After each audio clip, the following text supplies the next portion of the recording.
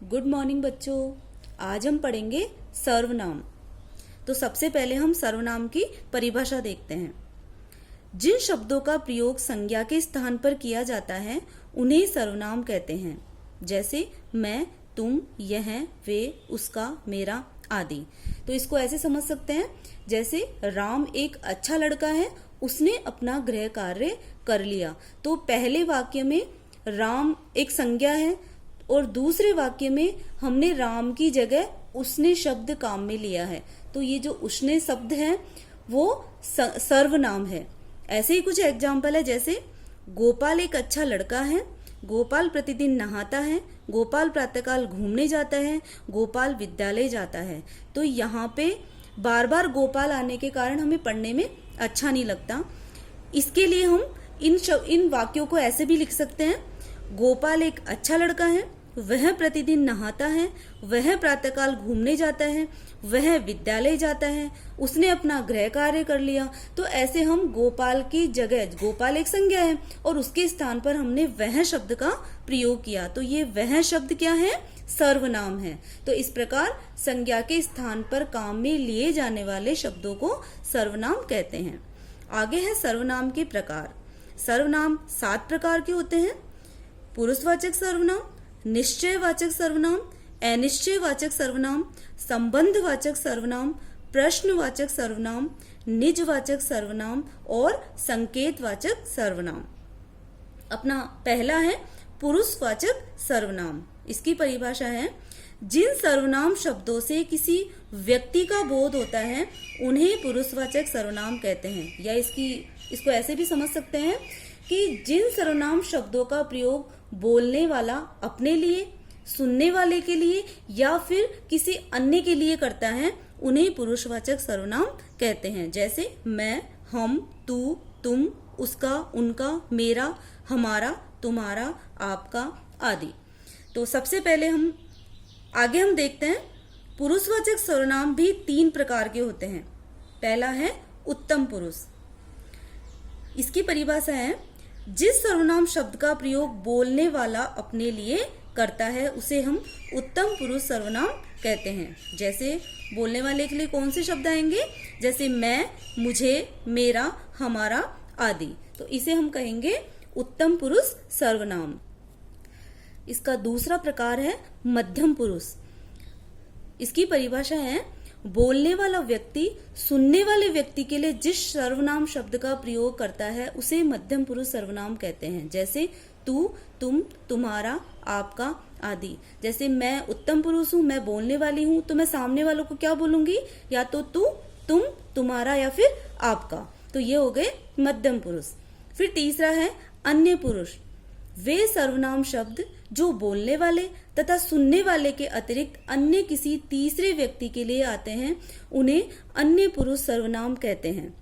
जैसे मैं बोलने वाला और तुम सुनने वाला, तो मैं क्या बोलूंगी?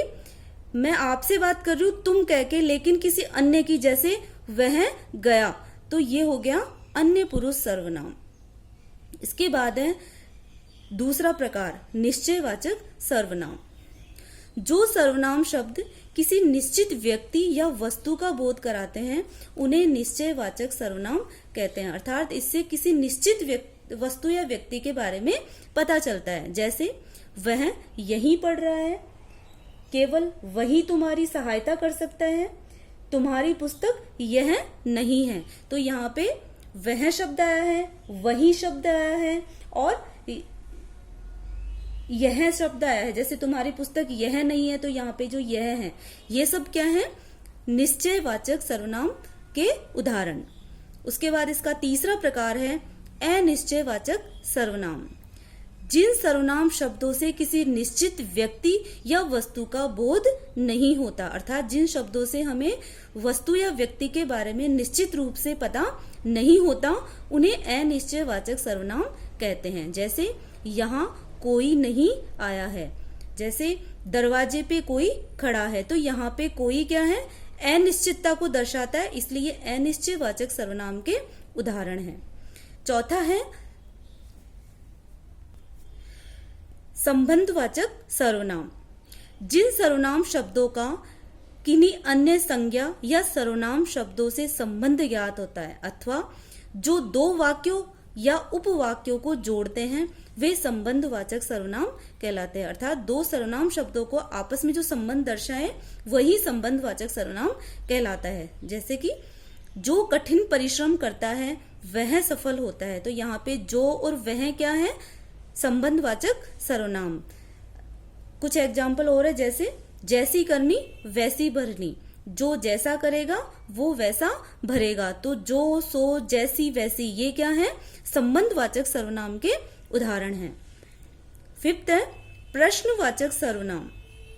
जैसा कि इसमें प्रश्नवाचक में प्रश्न छुपा हुआ है, इसकी परिभाषा भी वैसे ही होगी, जिन सर्वनाम शब्दों द्वारा किसी प्रश्न का बोध हो, यानी कि जिन सर्वनाम शब्दों का प्रयोग हम प्रश्न पूछने के लिए करते हैं वे प्रश्नवाचक सर्वनाम कहलाते हैं। जैसे यह पुस्तक किसकी है, तो यहाँ पे किसकी क्या प्रश्नवाचक सर्वनाम है।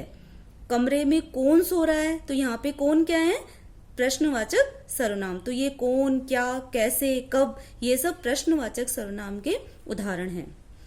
आगे है छठा निजवाचक सर्वनाम। इसकी परिभाषा है जिन सर्वनाम शब्दों का प्रयोग वाक्य में कर्ता द्वारा अपने लिए किया जाता है, यानी कि जो काम करने वाला व्यक्ति है वो खुद के लिए जो शब्द यूज लेता है उन शब्दों को हम निजवाचक सर्वनाम कहते हैं। जैसे यह अपना ही मकान है, तो यहाँ पे अपना क्या है, खुद के लिए काम में आया है, तो ये क्या है, निजवाचक सर्वनाम। मैं स्वयं दुकान पर बैठता हूं, तो यहाँ पे स्वयं क्या है, निजवाचक सर्वनाम। मैं अपना गृह कार्य स्वयं कर लूंगा, तो ये जो स्वयं है, अपने आप है, ये सब निजवाचक सर्वनाम के उदाहरण हैं। आगे है संकेतवाचक सर्वनाम। जैसा कि परिभाषा इसमें शब्द में ही छुपा है संकेत। संकेत का मतलब होता है इशारा करना। तो जिन सर्वनाम शब्दों से किसी व्यक्ति या वस्तु की ओर संकेत यानी कि इशारा किया जाए वे संकेतवाचक सर्वनाम कहलाते हैं। मतलब जिन सर्वनाम शब्दों से किसी वस्तु या व्यक्ति की ओर हम इशारा करके अगर बात करते हैं तो वे संकेतवाचक सर्वनाम कहलाते हैं। जैसे यह मेरी पुस्तक है, तो हम पुस्तक की ओर इशारा करते हैं कि यह मेरी है, तो यहाँ पे यह संकेतवाचक सर्वनाम है। वे आम मीठे हैं, तो वे किसके लिए आया है, आमों के लिए, तो यहाँ पे वे क्या हुआ, संकेतवाचक सर्वनाम। तो इस प्रकार सर्वनाम जो चैप्टर है वो यही खत्म होता है। Thank you.